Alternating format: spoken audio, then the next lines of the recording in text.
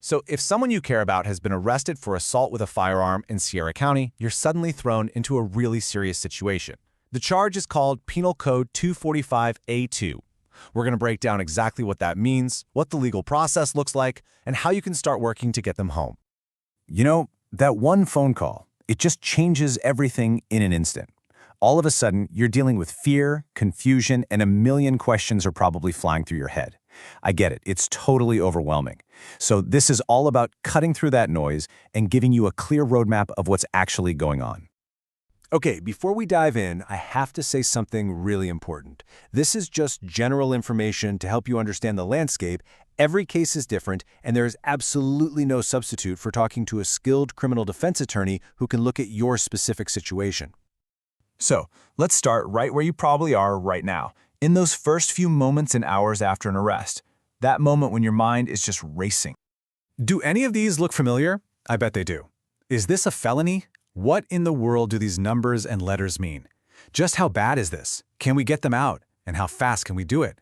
We're going to walk through these one by one to give you the clarity you're looking for right now. All right, first things first. To really get a grip on the situation, you have to understand the charge itself. Let's break down all that legal jargon so you know exactly what you're up against. So, you're going to see the string of letters and numbers everywhere, on all the paperwork, PC 245A2. But what does it actually stand for in the eyes of the law? At first glance, it seems pretty simple, right? It's the California law that's all about an assault on someone with a firearm.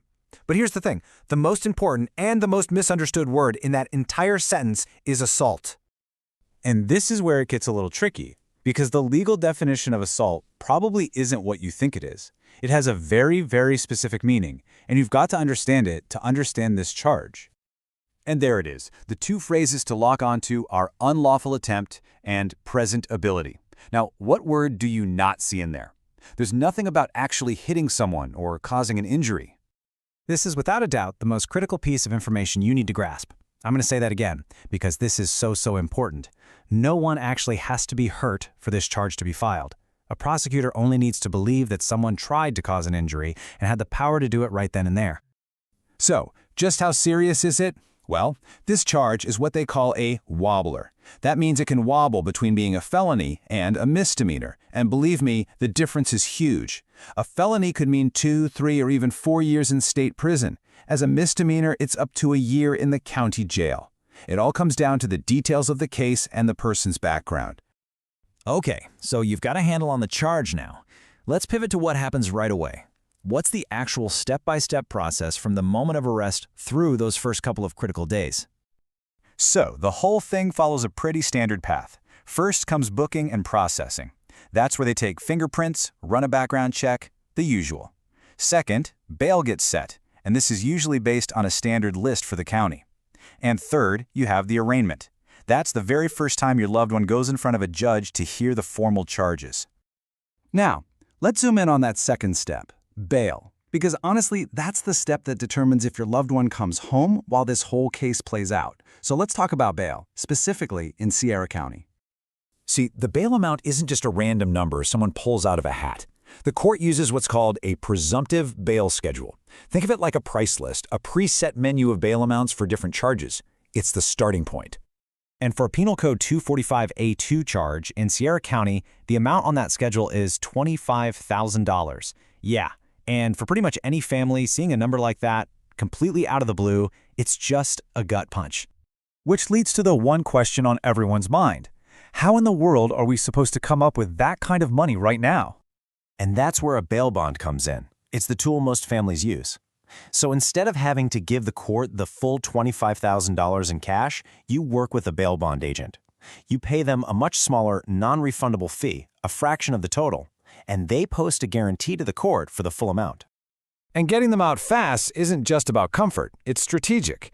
It gives them a real chance to sit down with their lawyer, to keep their job, to keep life as normal as possible for the family, and, crucially, to help build their own defense from home, not from a jail cell. Okay, so we've covered what the charge is, what the process looks like, and what tools you have. Now let's turn all this knowledge into an actual action plan. What are the first 5 things you need to do to start taking control of this? All right, here's your game plan. Number 1, get all the details straight. Full name, date of birth, booking number. 2, and this is so important, tell your loved one not to talk about the case on the jail phones. Those calls are recorded.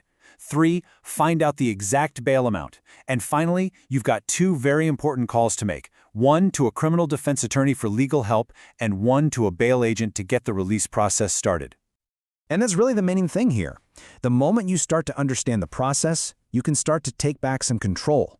You can move from that feeling of just pure panic and helplessness to having a plan. And a plan lets you start making smart, informed decisions.